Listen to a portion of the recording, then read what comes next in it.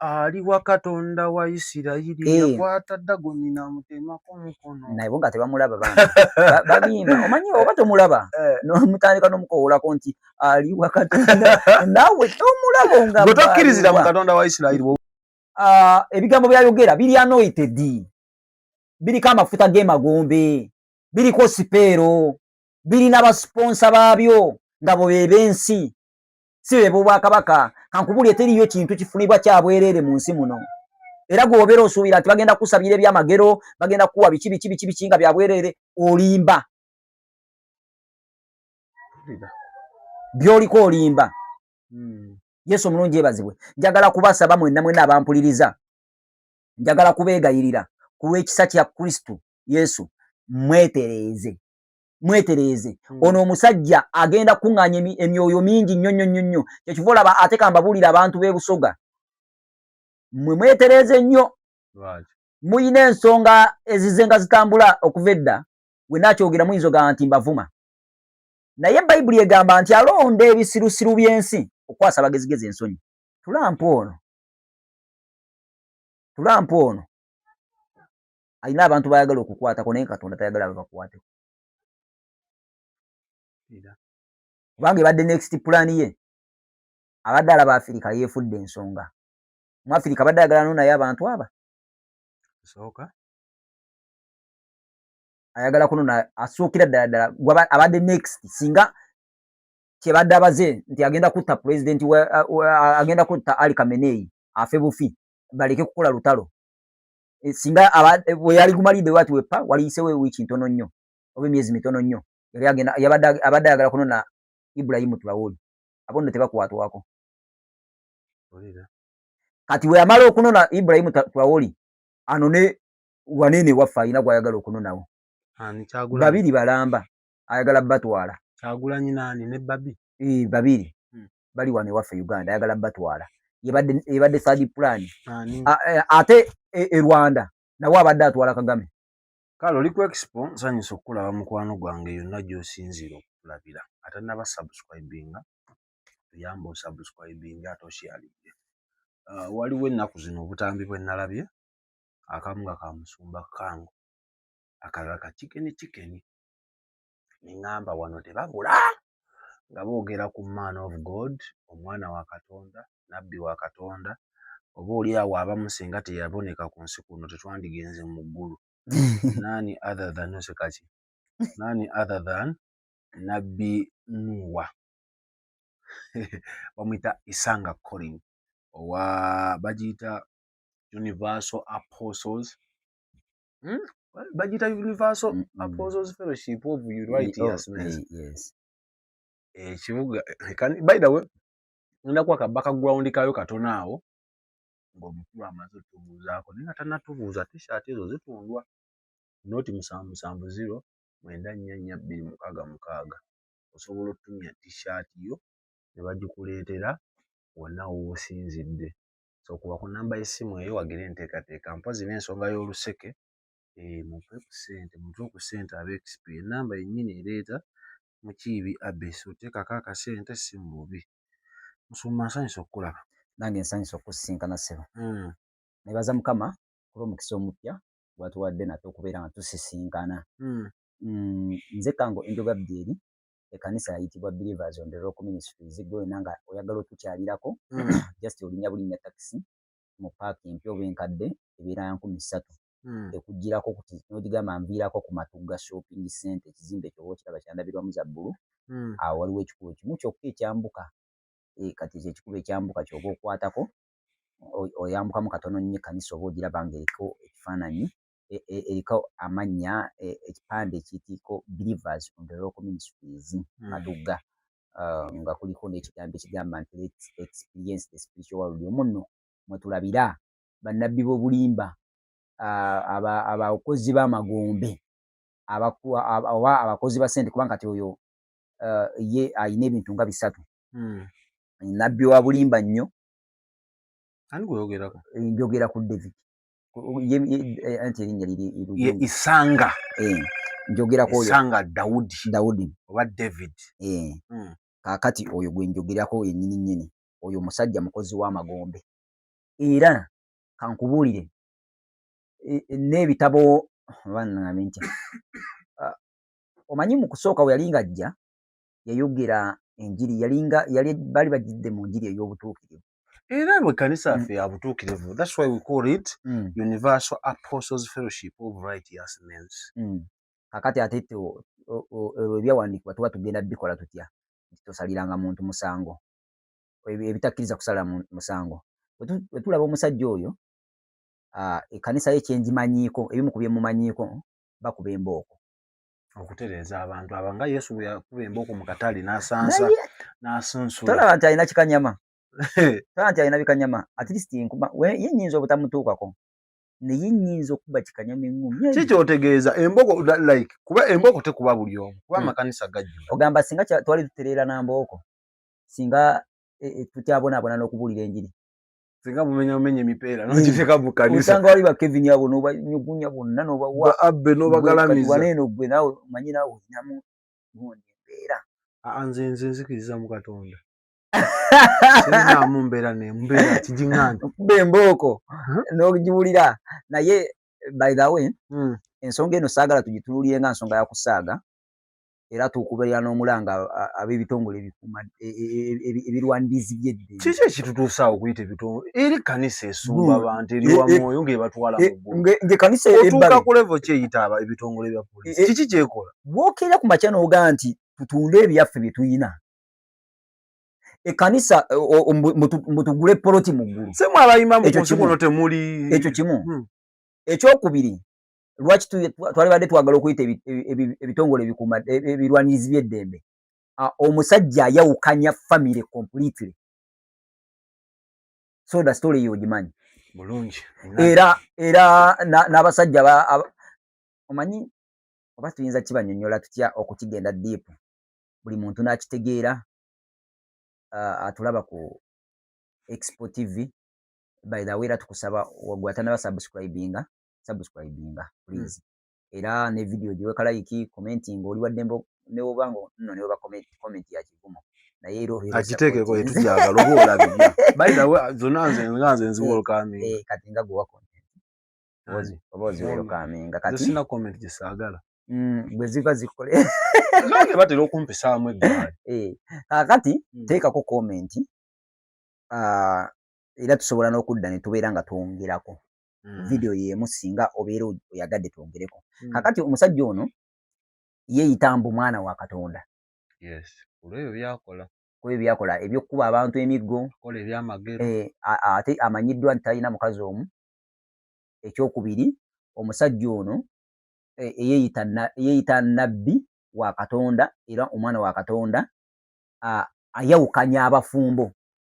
Bw'oba omusajja tomusobola oba omukazi tomusobola akukyusizaamu naye Uganda siganye oba kozaaliwa ekkanisa eyo ya Uganda yonna naye ekitebe ekikulu kiri Jinja era ye bayidde kanzabe waneeno weesangibwa wennyini ekitebe ekikulu naye nga yo ya Uganda kiri Jinja side kiwaneeno kamala okeberawo ayina n'ebbwangalu gyali mu kuzimba awo kanisa mbwesinga niba naye yakwata bali namwenagira mbu ye kanisa esinga mu Uganda bayida waawe Kanyanya wano Kanyanya nno kiganye n'okuggwa kimaze ebbanga sente zazirina bayida we nga akava kwa Kamwesi kyawo ekiriko omusalaba omunene waggulu yagenda okukola nga edikota ene kanisa yatandika mu 1968 yatandikibwa Noah Kalange yatandika ku kyalo bakiyita Kirama kiri mu Kaliro district kitebe ekikulu kiri Jinja omukulu yagikwasaganya balina amakanisa agasoba mu 1200 era bw'obeera ng'ogenze weetegereza nti ye omusajja oyo lwakuba ebikusike ku ye tuyinza obutabisobola bimalayo byonna wano naye kyemmanyiiko nti omusajja yeepaatiikawo ku ddiini ya banne.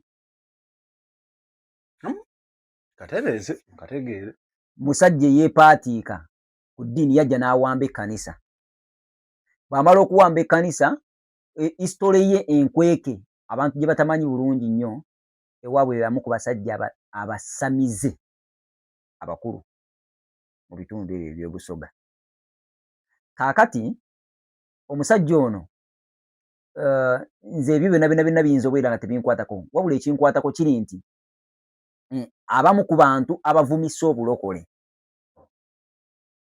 ye omu ku bo ate ng'abatwala mu ggulu eryawa oyo asobola olaba eggulu n'omusanga katuuti nga yeepatise bamusitudde simanya ng'ayingirawo omumanyi bamusitula mu bbanga ati ne bavunnama omusajja katonda googerako omumanyi katonda gwe tuweereza bayibuli egamba nti akyawa amaaso ag'amalala naye ayogera n'agamba nti nze ndi katonda wa bujja avuga emmotoka ozimanyi tebangattako katonda mulala by the way emmotoka eyo kyekivula appetite yankendeera mu nnaku zino ebintu ebyo birungi naye ndowooza bisobola okuleeta amalala kubanga bagamba nti womala ovuga pulimo ogamba kanvugemuko ku wiishi ova ku wiishi ogamba bannayika aliya kano katambula mbw'ogenda olulunkana ng'olinnya waggulu katonda akuyimusa kakati nno omusajja ono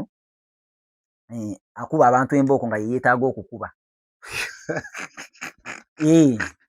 yeyeetaaga okukuba naye nga tanaakubeera nti yeyeetaaga okukuba ate bano abantu abasabirayo bo beetaaga kukubira ddala endiga n'omukuba embooko ng'ayingira n'omugamba gwe tolaba nti wannabbi wa bulimba banyumirwa kati era nze neewunya ne gye mujja mu authority okulumirwa abantu be abanyumirwa anti kati awo wali obuzibu abakolerera eggulu awo wali obuzibu gundi soda nti ayina amaanyi ag'akatonda ag'ekizikiza amaanyi ga sitaani g'akozesa okusiriwaza abantu okubasiriwaza okubeera nga basiru nga tebategeera tebasobola kweyawulirawo ku kirungi n'ekibi kaakati nabagamba nti waliwo ebigambo n'ebikolwa ebisiperinga nga wembadde nzanga mbabulya ku mpete ezo nga empete asobola ogikutunuzaamu bwe ati kati n'owunga nga tokyalina opusoni okujjako okukwata ky'oyina n'omuwa bw'alifa y'omu ku basajja emuliwulira nga baboogera ku mawulire abasinga abaana abangi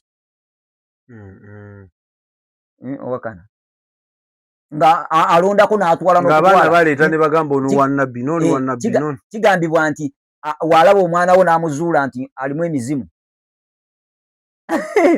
omwana ewuwo by the case ena story nagiwulirako bw'ozaala omwana nga wa kkanisa nabbi n'akiraba of course kirungi n'akiraba ng'ewuwo omwana tasobola kukulirawo emizimu giyinza omwambala wakati awo mukubu n'atatuuka mukulu nabbi amugjayo mu kifo ekitali kituukirivu n'amutwala awatuukirivu omwana n'akula nga kati oba weewaawo naye mmwe abaana bamwe bagenda kukula nga abayeekera obulamu bwammwe nga gye wamusindika nga gyali ali mu kubonaabona kankubuulire talina butukuvu bwamu akola crusade obwaguuga n'ensembi okuba yabadde mu kayunga kuba billboard ennene awe kasangati sojja spend a lot mu kukola omulimu gwa katonda mukola omulimu gwe kakati abamu ku bantu abalina bizinensi eyerimbika mu katonda ye musajja asinga wanene Uganda omulala addako naye waali awo si mulyoyi wa myoyo businessman atakoma kubeera businessman bano be bayita ba solo collectors abakwata emyoyo gireke kutuuka mu bwakabaka bwa katonda obutalaba bwakabaka bwa katonda omanyi waliwo ekintu esobola okukola katogenda kulaba akubulire singa essaawa zinene ofa ng'obulamu bwo bwakibaala ng'obulamu bwo bwakuwemula obulamu bwo bwakwenda obulamu bwo bwakutamiira n'okeera essaawa zino n'ofa tosobola kulaba bwakabaka bwa katonda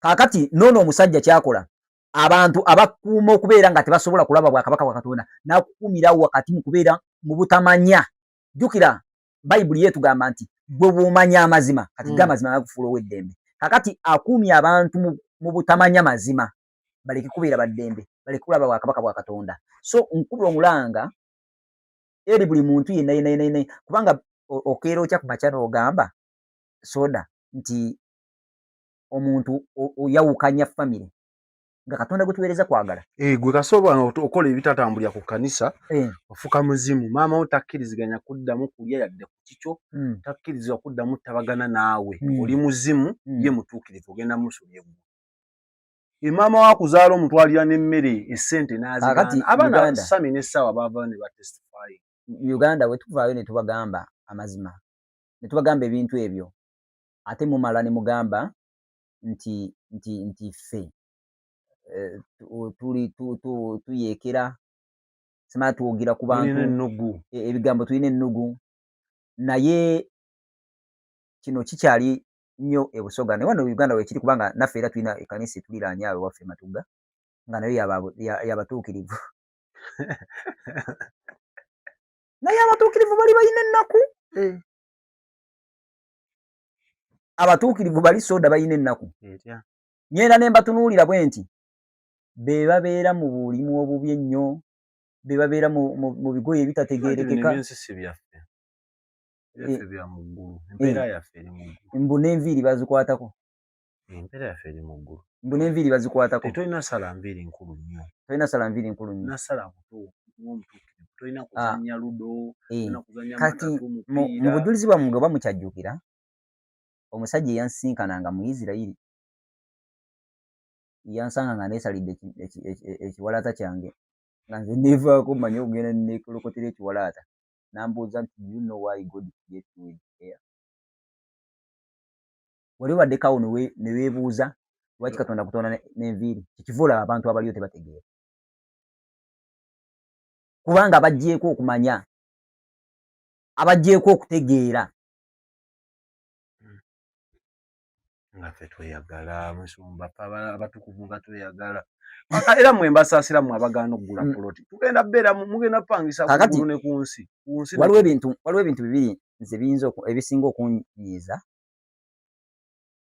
omanyi omuntu ye wabeera nga musiru ye aba yeetaagamu embooko kuba bayibuli egamba nti suula omuggo yonoona omwana nabbi kyakola naye nga si mu kanisa ate nga akuba alina beera nga maama wo bakitaawo si musumbawo ate omusumba waani si nabbi omusumba bwobeera nabbi okole ki oba otegeerera wange n'okeera ku makya omusajja oyo okimanyi nti akeera ku makya n'agamba abantu nti oyo musajja yawukana naye si musajjawo tomusobola ebintu ebyekisirusiru bannange nga byetaagisa okulabika naye okimanyi nti abantu olwokuba babakuba bisipeero tebakyategeera tebakyali mu ntegeera yaabwe bino ebintu bye mulaba biri mu kubaawo birina kye biranga bino ebintu ebiri mu kubaawo biraga amadda ga Mukama waffe Yesu Kristo tuvudde dda nga tubagamba nti amadda ga Kristo gasembedde agenda kudda buli muntu awembalirira kaakati ne tubagamba nti wabula we gali bagazze bannabbi b'obulimba balijja kaakati gwe wenna mpuliriza bannabbi b'obulimba mubalabyeko bazze era nawe okyawakanya amadda ga Kristo tulabye ku ntalo eziri mu Isirayiri era tugenda kulaba nabagamba ne mbagamba nti ensi eno tekyasobola kuwangaala myaka 5 mu maaso nga Kristo tanaba kugizindako olina emyaka ena nze nyina emyaka 3 ku myaka 8 tujja kunoonyako tukugambe ng'oli kalibako weekulula oli matugoyi kankubuulire muganda wange nga tukyali emmere kankubuulire muganda wange eno ensi gy'olaba eri mu kuggwaawo essaawa zinene ekitandise ekiri mu kutambula essaawa zinene ekitandise bwe kiba nga si kisa kya Katonda nnyo gano ge magenda g'ensi ate nga ffe twaba tukulaakulana ekimu kya advansinga tekinologiya ensi kati amataawo tugazimba wansi w'ebizimbe ebitwala amazzi bagiyita myala emyala gibeera wansi w'ebizimbe abatembeeyi bavudde mu kibuga n'ababuulizi b'enjiri baleekaana bavudde mu kibuga then ekyo tukiveeko ensi eyalagirwa etakwatwako abali gumite Isirayiri ekubiddwa omwana agambye nti olaba bakuba Isirayiri kati saasira Uganda nga yo bwekuba erina yita Katonda wa Isirayiri nga yo naye n'abantu awo Isirayiri yo bagikuba naye gwe saasira gwe kate gw'oyita Katonda wabali gwe bakuba naye n'abantu awo twetaaga okutunulawo ennyo ku Katonda wa Isirayiri ne Katonda wa Ibulayimu ne Isaaka. Ate nabo baali ba Isirayiri. Twetaaga okutunulawo ennyo. Era Mukama atuwa ekisa. Abantu abasetinga New World Order ekintu kino mwali mukiwuliddeko nti waliwo olukiiko olutera okutuula mu nsi oluteekateeka ensi entambula y'ensi. Oba mwali mukiwuliddeko mu abasoma ku mawulire n'abagezigezi. Kati waliwo ezo enkiiko ezituula nga zitambuza kye bayita New World Order. Kati abantu abo baakwata ebyawandiikibwa mu Bayibuli ne babikyusa ne babikola upside down ne bajjamu pointi ne bateekamu bo bye baagala ebisobola okutukuuma nga tutambulira ku ekyo kye baagala. Kubanga njagala gwobeerawo weewuunye nti ate Isirayiri lwaki yeesinga okutugumbula? Kyokka nga ate yerina Katonda. Ate yensi erina Katonda gwe tusaba ffenna. Katonda ali mu ggulu. Si wa Isirayiri. Katonda gw'oyitayita wa mu ggulu. Abakikozesa tukikozesa mu nsobi. Saagala kwereega. Bayibuli eyogera n'egamba nti w'ogikolimira naawe okolimirwa. Tuyimba n'obuyimba ali wa Katonda wa Isirayiri yakwata Dagoni n'amutemako omukono. Naye bo nga tebamulaba bana. Babimba omanyi oba tomulaba n'omutandika n'omukoowolako nti ali wa Katonda naawe tomulaba nga bwe tokkirizira mu Katonda wa Isirayiri bw'oba owulira enjiri y'okusoma. Mukkiriza naye mu magezi. Naffe tubuuse. Tugende ku Nabbi Dawudi n'abatopiki ndala. N'abatopiki ndala naye tukkiriza nti Isirayiri yensi yasibuka mu Kristo era yensi ey'ebyafaayo by'obutonzi. Kaakati Uganda n'ensi eziriraanye wano eno mu Afirika mwe tukkiriza nti mwe mugenda okuddira Kristo. Si kweyagaliriza okwo. Oyinza okitwala bw'otyo, oyinza okitwala otya, naye oba omanyi okusoma Bayibuli, omanyi okusoma maapu za Bayibuli, ojja kiraba okitegeere bulungi. Era obeera tukitegeera bulungi, abamu ku mmwe muzenga mufuna ebyo ebirooto w'ebityo naye nga mugamba naloose ekirooto naye nga Katonda ali mu kuteekateeka ali mu kulaga nti akomawo. Kakati ekivula nti bannabbi b'obulimba Sitaani ye bwe yakiraba oba bano aba New World Order ne batandika okutuma bannabbi b'obulimba okusigala nga basiriwaliza ddala ng'ensi bagifuula nkyafu Katonda asobole obutatuukirawo. Ensi yaffe efuuse nkyafu kubanga baagala ereke kutuukirwamu. Kubanga nali mbagambako nga mbannyonnyolamuko ku byafaayo by'ensi bya Uganda nti nga mbaga nti waliwo ebintu bye baali baateekawo ebyali bikuuma. Ne mbagamba nti baateeka Uganda edda yabeerangamu nga ensi yabeerangamu abantu abaalinga babeeramu mu lulimi Oluganda abayita basange. Abasange. N'emyo bagiyita emisange gy'ensi. Nga egyo nno gy'emisambwa. Kaakati mwabeera ensi yo ng'ensi wanene waffe Uganda yayitibwanga Bukkiro. Olulimi olwo temusilweri. Era lweyowala nnyo. Ensi yo yayitibwanga Bukkiro. Kati mu kuyitibwa Bukkiro yayina meaning lwaki yayitibwa Bukkiro. Amaanyi gonna ag'obutonzi n'amaanyi gonna ag'enjawulo gakkiranga wanene Uganda. Era kyekivula bano amadda ga Kristo gagenda kubeera wano. Mugasuubira wano? Si tugasuubira, gagenda kubeera wano. Naye nga ye anadda nga tumukuumye. Kakati kuumamu ku katono. Kubanga ffe ekyatutondesa yatugamba mu Matayo n'atugamba 28 n'atugamba mugende mu bafuula abayigirizwa. So ffenna abaatondebwa twatondebwa kubeera bayigirizwa naye nga tuyigiriza ku madda ge nga twogera ku madda ga Kristo kuteekateeka kubo. Kyekivula ojja kusanga abantu abasumba bagenda okujja bagende bafuuke batumu era nga bwe mubalaba bagenda kugamba nti temuddamu kuwa kimu kya 10, temuddamu kuwa kibwebwayo. Lwaki? Bo balina underground money ze bakozesa. Akati gwe atalina underground money nga weetaaga support y'abantu. Kati abantu abo bakusupportinge osobole okubuulira n'enjiri ozi olaba eno enjiri gye tubuulira eno enjiri gye tubuulira eno eya Madaga Kristo oba nyinza kikunyonyola ntya nti nga bw'olaba we tukwata data ne tumuteeka ku ssimu ne tusasula wifi kati in case singa wabeera tewakyaliwo kimuweebwayo nga tewakyaliwo kimu kya kkumi kati nze nvuze awulira nze nvuze okuva e Matugga kyoga Katonda agenda suula ssente ng'Imaanu oli agamba nti Katonda asobola olabirira ekkanisa ye fuluweya okuyitawa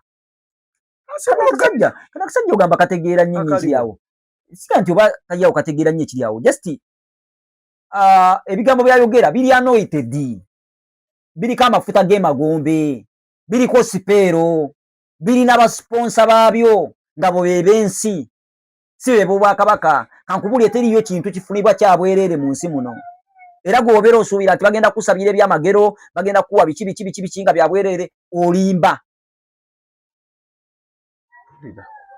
by'oliko olimba Yesu omulungi yeebazibwe njagala kubasaba mwenna abampuliriza njagala kubeegayirira ku lw'ekisa kya Kristo Yesu mwetereeze ono omusajja agenda kuŋŋaanya emyoyo mingi nnyo kyekiva olaba ate kambabuulira abantu b'e Busoga mwetereeze nnyo muyina ensonga ezizenga zitambula okuva edda we nakyogera muyinza ogamba nti mbavuma naye Bayibuli egamba nti alonda ebisirusiru by'ensi okwasa abagezigezi ensonyi bwe mubanga mugenze nga musoma Bayibuli obadde okimanyi nti kiwanuuzibwa oba kiteeberezebwa okuba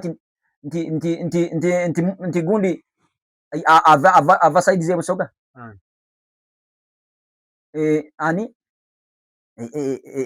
erinnya linvudde mu mutwe ery'omusajja wa Bayibuli ono linvudde mu mutwe Bayibuli eno erireetinga nnyo ne Busoga ekwatagana nnyo ne Busoga omugga Nile olw'emigga gino gye tusomako mu Bayibuli bw'ogenda ng'obala okuva Ethiopia whatever biki ebyo ojja kugenda okulaba nga gulina connection nnene ne Busoga kati lwaki nkwadde example ng'eyo nti mu kubayita abasiru Katonda mwayagala okuyimusiza amaanyi ge naye ate n'omugezigezi oba ne nnabbi w'obulimba naye ayimusizaawo badde mayibe banokugando ge gamu ku maanyi Katonda gayimusiza kaakati njagala mweteeketeeke bannange ate kino tekikwatagana ku b'e Busoga bokka wabula kikwatagana ku be bannayuganda era ku kino ekiri mugenda maaso eky'olutalo oluli mu kuyindayinda mu nsi yonna waliwo abantu be baakubye virus be baakubye akawuka abantu abo babatumye mu nsi ezo ez'abazungu ensi z'abazungu zigenda kufuna obulwadde bino ebigambo byenjogera tebigenda kulwawo tugenda mu nyukiriya wo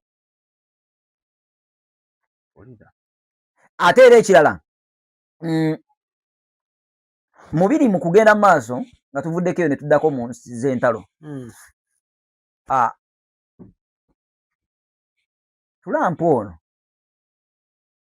Trump ono alina abantu bayagala okukwatako naye Katonda tayagala babakwateko kubanga ebadde next plan ye abadde alaba Afirika yeefudde ensonga mu Afirika badde ayagala naye abantu aba ayagala kunona asuukira ddala abadde next singa kyebadde abaze nti agenda kutta president agenda kutta Ali Khamenei afe bufi baleke kukola lutalo singa bwe yali gumalidde wati wepa waliyisewo wiiki ntono nnyo oba emyezi mitono nnyo abadde ayagala kunona Ibrahim Traore abo nno tebakwatwako kati we yamala okunona Ibrahim Traore anone wanene waffe alina gwayagala okunonawo babiri balamba ayagala batwala Kyagulanyi nani ne Babi babiri bali wane waffe Uganda ayagala batwala yebadde third plan ate e Rwanda nawo abadde atwala Kagame ngali solidi yaki kikyoyogera solidi alina akasiike kalinga Kampala kafuga bumbu buli wamu alabawo ali solidi kyogamba yasinga Iran ne manju abaalabayo bino ebintu bye mbagamba muyinza obirabanga ebyokusaaga naye bamutaddeko omuyiggo naye ali mu kwekweka Kagame Trump bane bamuyiga ne Trump ali mu kwekweka. Ani ayiga omuntu akulembera super power? Gwe kyoba omanya bamunoonya. Era we kataligirya. Trump ayinza obutamalaako. Bijeti Donald Trump. Kyoba omanya bamunoonya. Naye bino ebintu byonna biri mu kunoonya kye twaliyise nuclear, ebisumuluzo bya nuclear. Ensesaanewo. Jjukira amadda ga Kristu temugalowooza. Nga mukirowooza nti mugenda mulaba ali kubira alengejja leeti ambizeeko ne byewatiraka.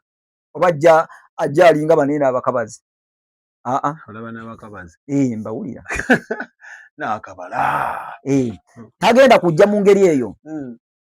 Naye agenda kujjanga, Bayibuli egamba nti agenda kujjanga mubbi. Akaseera ke tumusuubiriramu Kristo agenda kujjanga munyaguluzi. Mu wakati awo bali eriba nuclear. Waligenda okutwalira abantu. Mu kusoberwa. Kakati no mbasaba mweteeketeeke. Ono omusajja ebintu byakola byonna bibatwala mu kuzikirira. Omusajja gwe okeera otya noga nti oli mwana wa Katonda. Gwe toli. Nze siri ndikango ku lw'ekisa. Ndi ku lwakisa. Era ate era mu kubeera nti ndi ku lwakisa okubeera omwana wa Katonda essaawa yonna ogenda. Anta kasane mamaaza kasankola ebyobubambavu maaso ge. Talwawo. Ye kalwawo tatuula mu mmeme enkyankala. Naye okere ku makya okuba omuntu mbwakoze ensobi, okere ku makya otandika okusolooza abantu nti obasoloozaamu simanya tooki, mbu simanya obakuba mu tooki. Kusonda mulimu gwa Katonda. Bakukuba mu tooki ne balaba oyimiridde otya. Bw'obanga oyimiridde ne tooki eyaki? Kakadde ng'okawa. Oba oyimiridde $50 ng'ogawa. Just kusonda kuzimba buweereza bwa Katonda. Kakati musajja wa Katonda. Gwe wenna atulaba ku Expo TV, njagala kukujjukiza nti beera mugezigezi ng'obwana bw'emisota. Weenoonyeze Katonda nga tonaamunoonyaako eyo walala gy'osuubira munoonya. Zuukuka kubanga ennaku ziweddeyo, akaseera kaweddeyo. Katonda gwe tubagambako tagulwa ssente. Katonda wa bwereere, akebera emitima. Bayibuli egamba nti akema emmeeme. Kaakati gwe kitwala ddala bw'obeera nga by'oyagala ennyo ssente okugamba nti Mukama kankwate ku ekyo ekitono kye nnyina nsapootinga omulimu gwo. Kankwate ku ekyo ekitono kye nnyina nyambe omuyala. Eyo y'entambula gye tutambulamu. Era ofe omulimu gwaffe kuliwo bagamba bigambo bino eno, kati gwe n'osalawo oba obitwala oba obireka. Wabula nze kyenyinza okugamba nti wotwala ebigambo bino bye nkugamba bigenda kulokola omwoyo gwo. Bigenda kuyamba ona amagombe, ona okuzikirira. Era mbabuulire waliwo amazima amakusike agatambula mu makanisa nga baba agategeera baatandika okugakozesa mu ngeri zaabwe ne bagatukyaya. Ebintu bye tumanyi nga Katonda si ye Katonda. Era njagala kubategeeza abampuliriza era abatulaba nti amagombe gabalindiridde, geyene balindiridde. Wabula ekisinga okubeera eky'ennaku, gwe omuntu yenna eyategeerako ku linnya Kristu, ogenda kubonyaabonyezebwa emirundi egisukkamu egyekubisibwamu ng'okaabira mu muliro ogutakoma ne mu nnyanja etakoma. Kitwala ddaala ssebo oba nnyabo okwekolako ne weerongoosa n'oyambala ebyambalo eby'obutuukirivu nga si ebyambalo eby'okutuukira mu bigambo byo. Wabula gwe kennyini nga gwe ne weerongoosa n'olaba obwakabaka bwa Katonda. Nga tusiibula obudde nga tukyalina bungi bannaye soda. Obudde bukyali bwa kumakya. Obudde bukyali bwa kumakya naye empewo ogiwulira.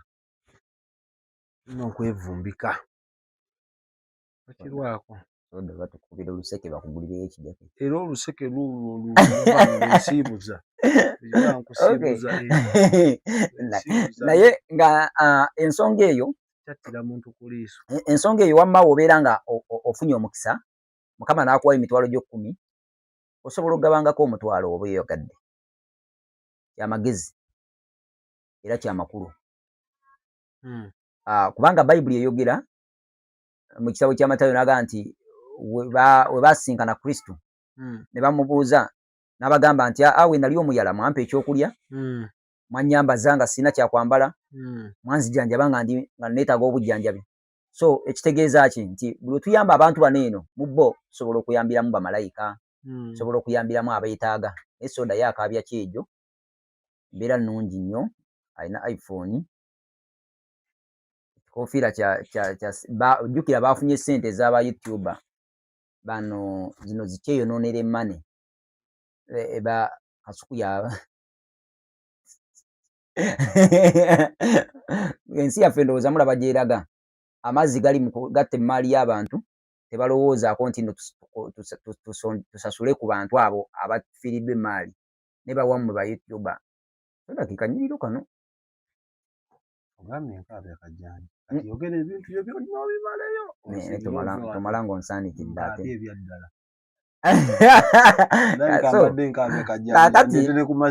kaakati abambuliriza ku Expo TV mbadde mbasaba mwewale nnyo ekkanisa ez'abannabbi b'obulimba nga mutunuulira ebikolwa byabwe, kubanga Bayibuli egamba nti bye tuli baawulirako byokka, wabula mu byonna tosobola kulaba bikolwa singa oba toweereddwa Mwoyo Mutukuvu.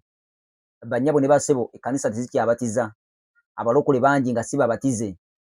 Jjukira okubatiza kye kimu ku bintu ebiweebwa ebintu ebireetera omuntu okuweebwa Omwoyo Mutukuvu. So mukwano gwange ampuliriza, tunuulire ekkanisa ezitakyabatiza dduka, ekkanisa ezitatambulira ku nnono za Katonda dduka. Then ekirala kyensembyayo njagala kubalabula nti ekkanisa ng'erimu obukwakkulizo bungi. Katonda gwe tuweereza si wa bukwakkulizo. Katonda talina principles. Ayina, naye ate ennono zinyangu za kusitula. Tezibaamu mbooko, embooko eziri physical teziriimu. So era mmaliriza nga mbagamba nti Nabbi David oba Dawudi abavuga abatwala mu kuzikirira. Osobola okudduka leero bwera waabeera nga tabatwala mu kuzikirira, lwaki nze tansabira laddu n'enkuba amwogeddeko ng'ate njogedde ku mwana wa Katonda? Gy'oyagala? Ankubise laddu. Aleete laddu. Aleete laddu oyo omusajja. Fire. Era kankubuulire, nze singa teyalina bakuumi ba mikono bayitirivu nali yagadde ngendeyo nsooke nkubire omusajja eŋŋumi mu kawalaata ako.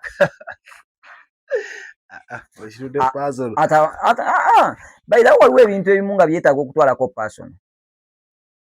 Nabyo tubifunireko ekyokuyiga.